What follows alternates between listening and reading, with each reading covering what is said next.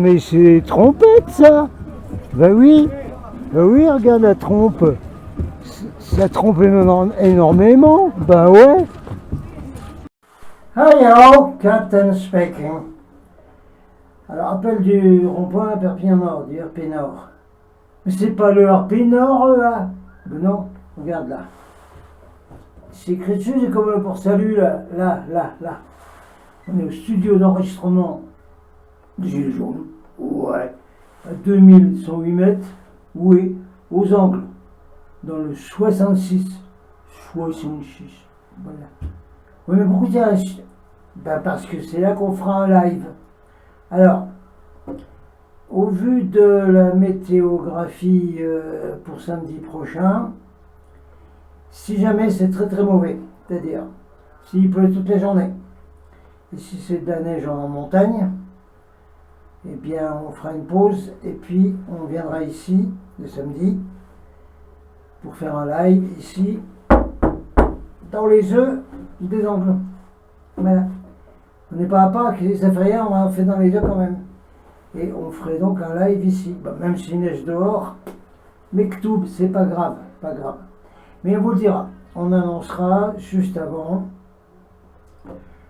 vendredi sans doute, dans la journée vendredi, on annoncera si samedi on est au rond-point, Pénard, ou si on vient ici faire une manif sur les pistes de ski, avec le gilet jaune.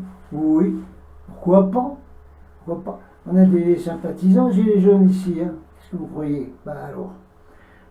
J'ai en fait les gilets jaunes en 2018, dans les années glorieuses, pas. Ils étaient venus, parce qu'il y avait des groupes gilets jaunes ici, hein, dans le 66, Cap-Cyr-Cerdagne, il y en avait, hein. Ils avaient même, ça avait chauffé dur à la frontière. Et ils étaient venus ici pour bloquer l'ouverture de la station des Angles, l'ouverture de la saison de ski aux Angles, en décembre 2018. Ils avaient bloqué. Impossible d'ouvrir la station, les gilets jaunes avaient bloqué, ici, aux Angles. Oh mais ça c'était avant, comme il dit l'autre. Oui, t'inquiète, on ne sait jamais, ça peut revenir. Bon, alors, on vous préviendra donc si on fait un live. Ici, là, présentement, ici même, là, présentement. Voilà. Autrement, qu'est-ce qu'il y a d'autre? Bah, vous verrez vous-même, le rond-point a été purifié. S'il vous plaît, regardez tous la vidéo et partagez au max. Alors, autrement, hier soir, j'ai regardé, parce qu'il faut se tenir au courant, en tant que journaliste d'investigation depuis 40 ans. Regardez ce qui se passe avec Candace Owens, la girlie du sud des États-Unis, Candace Owens. Bon, elle n'a pas dit grand-chose, mais visiblement, ce qu'on doit comprendre, ce qu'on peut comprendre, ce que les alerteurs comprennent, c'est que sa mission est de démolir complètement toute la structure d'autorité de la douce France qui n'est plus douce du tout, voilà. Donc, démolir complètement, sortir toutes les casseroles, et il y en a plein, autour de ceux qui dirigent la France, et de leurs petits copains, et de leurs petites copines, et les manips, et les machins, et les casseroles, et tout. Il y en a plein. La Candace, elle en sort plein. Mais pourquoi qu'elle fait ça? Je sais pas. Je me doute, comme dirait Coluche. Parce que visiblement, elle est quand même dans le camp trompette, quand même. Ben oui. Et qu'est-ce que voudrait faire Trompette pour la France? Éventuellement l'Europe. Enfin, pour l'instant, on dirait que c'est la France. Qu'est-ce qu'il voudrait faire là? Parce qu'il veut déjà faire la nouvelle grande Amérique, empire américain là-bas. Il veut annexer des territoires et tout. il ne voudrait pas prendre un peu plus de contrôle sur la France par hasard? Non. Oui, je sais, tout le monde dit, oh, c'est merveilleux, tous les décrets qu'il fait. Oui, on va bien voir ce qu'il va mettre à la place après et comment ça va tourner. On verra, on verra. Pour l'instant, il y a un petit doute que Candace Owen aurait été, comment dire, pas cooptée, poussée à faire cette mission sur le couple Macarcon et toutes les familles qui tournent autour. Et parce que pour les Américains et pour les Anglais, pour pas mal de monde, le surnom de la France c'est Pédoland. Pédoland. Alors, toute évidence, la mission de Candace, c'est de dévoiler au maximum ce qui se passe en Pédoland. Pour l'instant, on verra après. Allez, on va mettre quelques petites choses après là pour finir cette vidéo et on vous tiendra au courant pour samedi si on est au rond-point ou si on fait un live ici. Live sur Facebook, qu'est-ce que vous voulez? Il y a encore plein de gilets jaunes sur Facebook, y compris moi dans ma page, c'est là que je ferai le live. Il y a beaucoup de gilets jaunes. Alors, si vous n'êtes pas sur Facebook, faites un effort ou allez suivre le live si c'est possible. Ok? Voilà, allez, Captain Out. Oui, bah ici, les vétérans gilets jaunes, comme ils sont vétérans à tous les niveaux, ils ont aussi les remontées gratuites. Là, vous voyez les œufs qui passent, là, là, je vois un œuf qui passe, là. Et je vais descendre par les œufs, voilà, pour économiser les rotules des vétérans. Voilà, oui, oui. Allez, on vous causera, on vous annoncera ce qui se passe pour samedi. Captain Out.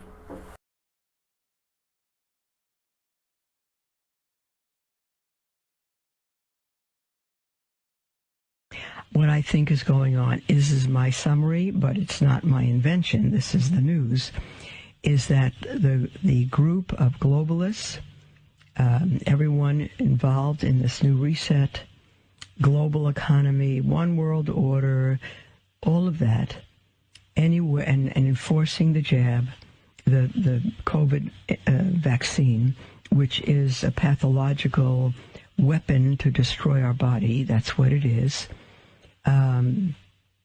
And if you haven't felt it, if you've taken the COVID vaccine, you feel just fine, that is working in your body to destroy it. There's an article today on LifeSite News by, I think it's a Dr. McCullough, I have to look it up, who explains exactly what happens with those vaccines. And what I've gathered from all the reports is that the George Soroses of the world, the Bill Gates, everybody involved in this reset, so to speak, and the Holy Father is their spiritual leader. I don't hesitate to say it because I'm not revealing anything that hasn't been all over the news and the Vatican and every place else. Is that they want to control the world population, completely have us under their control. The world population is too big. And so this COVID vaccine has been invented to eliminate us, to kill off a great percentage of the population so that what's left, they have a reasonable hope. I hate to use those words of Bishop Barron, a reasonable hope of killing and controlling the rest of us. So I don't think such a horror book has ever been written, horror novel has ever been written, but it's true. And I believe it 100%. And I think our time is limited, very limited now, for this reign of evil, of persecution, of death to truly take hold of us, because as we've heard from many, the forces of evil, as announced by President Biden concerning his own thoughts, are growing impatient. We're too slow in obeying. We're too slow to buy into their false statements. We're too slow to obey their dictates. We're just too slow, and we're holding back the reign of evil. So what's wrong with us? We need to be put away. We need to be silenced. And so I say to you, beloved, that evil is coming upon us, but I think we don't have much time. I don't even think it's a few months from now that we're going to experience what we've never imagined. So now is the time.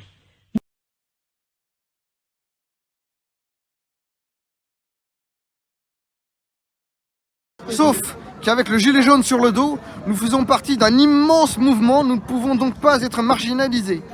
Il faut porter le gilet, il faut montrer que le mouvement perdure, que ce n'est pas éphémère. Les styles rouges, les blouses blanches, les robes noires, les gilets noirs, tout ça c'est déjà fini parce que ce n'était qu'une copie d'autre chose qui profitait de cette autre chose. Le modèle, l'original, c'est nous. Avec un vrai fond derrière. Nous sommes la force qui a failli faire tomber la République. Notre mouvement a une puissante aura avec ses gilets. Il est reconnaissable par tous immédiatement. Il est tellement rayonnant que malgré le silence radio des médias à l'étranger, le peu qui en ont parlé ont fait qu'il s'est exporté à l'étranger. Et qu'encore aujourd'hui, il y a des réunions gilets jaunes internationales. Voilà, c'était de montrer la réalité aux Français qu'en tant que gilet jaune et en tant qu'un mouvement social d'une telle ampleur, il fallait d'abord peut-être aussi essayer de comprendre d'où venait le problème réel. Le problème réel ne s'explique pas que par la Macronie. Il s'explique par une oligarchie qui est réelle, pas fantasmée. Hein. Là, on n'est pas dans le complotisme, c'est réel, c'est factuel. Une caste d'individus qui a vassalisé la France depuis une cinquantaine d'années. Clairement, c'était ça notre constat. Et on retrouve en tête de gondole les banquiers internationaux. D'où le fait de pointer du doigt la banque Lazare, la banque Rothschild qui font ce travail-là de sable depuis très longtemps. Tu parles de responsables, est-ce que pour toi aussi les Français sont responsables, sont-ils complices parce que quelque part, il y en a qui disent qu'il faut qu'ils se réveillent. Il y a beaucoup de personnes intelligentes en France et pas mal de Français aussi qui pensent qu'à eux-mêmes. Peut-être que quelque part, ils ne sont pas forcément endormis, mais ils s'en foutent, quoi. T'as constaté ça ou pas? Je l'ai constaté totalement, je le constate tous les jours. Ouais. Ça, en fait, si tu veux, ça ne me surprend pas parce que le peuple français, depuis la Deuxième Guerre mondiale, a été, surtout depuis les 30 Glorieuses, a été choyé dans un certain confort. Oui. Et donc, tu sais, quand tu es choyé tous les jours dans un certain confort, que finalement, ta seule volonté, c'est d'acheter ton pavillon à crédit, de partir en vacances en Vendée tous les ans et essayer, tu vois, d'augmenter ton patrimoine familial, oui. Tu en oublies que le monde qui t'environne, il faut s'informer. Tu en oublies aussi de comprendre l'évolution de ce monde-là. Et donc, quand tu n'es plus à côté de tout ça, tu vas prendre pour parole d'évangile tout ce qu'on te dit. Oui. Dans les médias, à la télévision, dans les radios, etc. Tu vois ce que je veux dire? Donc finalement, je dirais une bonne partie des Français, malheureusement, et on a fait partie de ceux-là aussi, hein, oui. N'ont pas compris les enjeux réels de ce qui se passe dans notre pays. C'est pas forcément du déni, c'est un manque de volonté pour comprendre vraiment les choses. Et de la peur. Et je dirais de la peur. Moi, c'est plus de la peur que je dirais, parce qu'en fait, quand bien même ils se réveillent, tu vois, très souvent, tu vas entendre la même réaction. Ah mais qu'est-ce qu'on peut faire? Qu'est-ce qu'on peut y faire? Je veux dire, ils sont trop forts. Voilà, tu vois, on est toujours devant ce plafond de verre. Voilà, on va te demander à toi. On mélange pas les anges et les démons. Mon âme n'est pas à vendre. Mon âme n'est pas à louer. Il y a des choses que je ne ferai.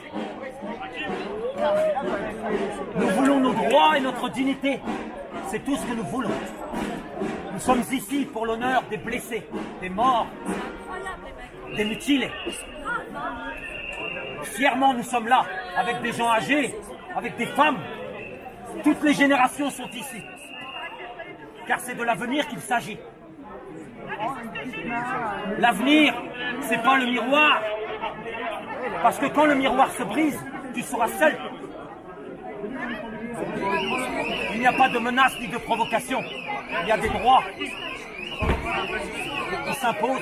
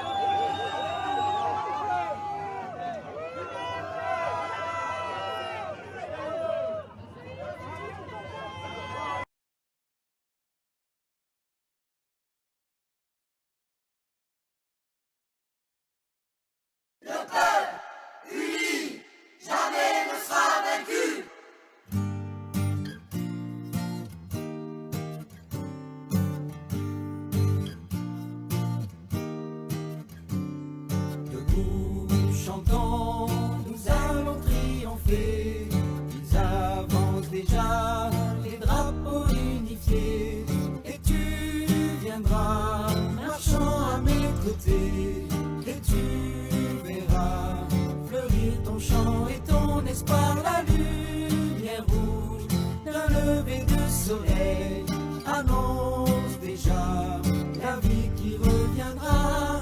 Debout combattant, le peuple triomphera. Elle sera meilleure, cette vie qui vient là. Allons gagner, conquérir le bonheur en une clameur. Mille voix de combat se soulèveront ensemble, chansons de liberté, et dans nos cœurs la lumière grandira. Maintenant le peuple se soulève dans la lutte, criant d'une seule voix de géant en avant. Le peuple uni, jamais ne sera vaincu. Le peuple uni, jamais ne sera vaincu. Debout chantons, nous allons triompher. Ils avancent déjà, les drapeaux unifiés. Et tu viendras, marchant à mes côtés. Et tu verras, fleurir ton chant et ton espoir. La lumière rouge d'un lever de soleil annonce déjà la vie qui reviendra. Debout combattant, le peuple triomphera. Elle sera meilleure, cette vie qui vient là. Allons gagner, conquérir le bonheur en une clameur. Mille voix de combat se soulèveront ensemble, chansons de liberté, et dans nos cœurs la lumière grandira. Maintenant